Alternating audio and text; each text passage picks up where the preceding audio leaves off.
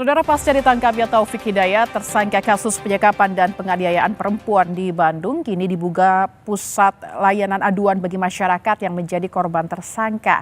Langkah ini dilakukan untuk mendalami kemungkinan adanya korban lain serta melengkapi proses penyidikan yang masih berlangsung.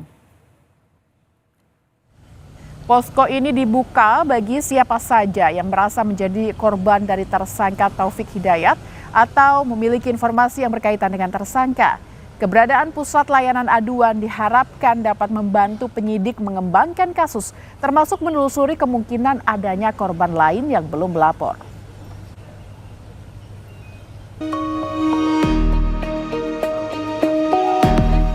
Pelarian Taufik Hidayat, buron kasus penyekapan sadis selama 3 tahun, berakhir.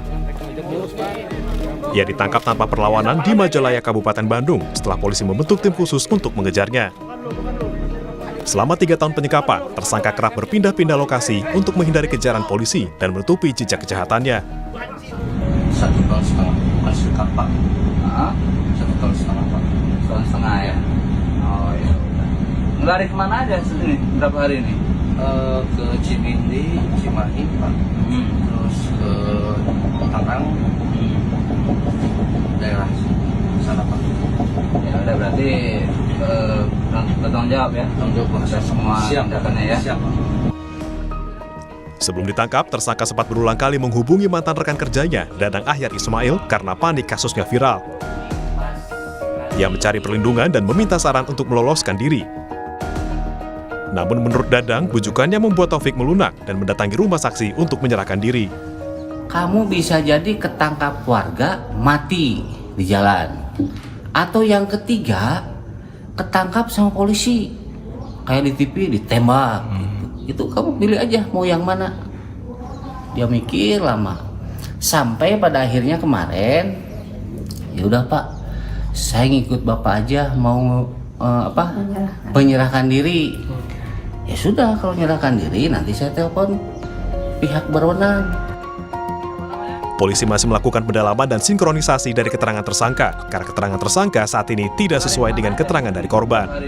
Sedang kami dalami karena beberapa keterangan yang sangat minim dari korban, saksi ini masih belum ada kesesuaian.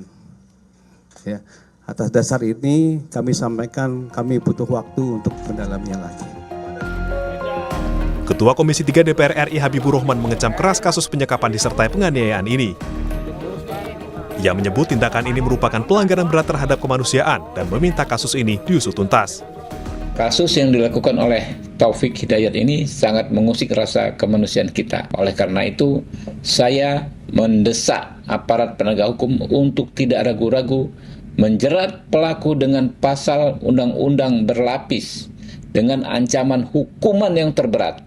Kita harus menggunakan seluruh instrumen hukum yang ada, baik KUHP terkait penyekapan dan penganiayaan berat maupun Undang-Undang Tindak Pidana Kekerasan Seksual jika dalam pengembangan penyidikan ditemukan unsur-unsur tersebut. Menteri Pemberdayaan Perempuan dan Perlindungan Anak telah berkoordinasi dengan rumah sakit, kepolisian, hingga pengajuan perlindungan saksi dan korban. Kementerian PPPA meminta penanganan kasus dilakukan berdasarkan undang-undang yang berlaku, termasuk Undang-Undang Tindak Pidana Kekerasan Seksual.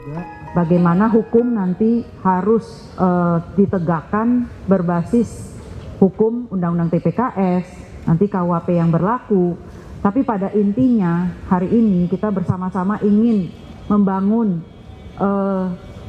kesadaran, membangun hati, membangun lingkungan yang sama-sama bisa punya hati untuk menjaga teman-teman yang ada di lingkungan kita, masyarakat.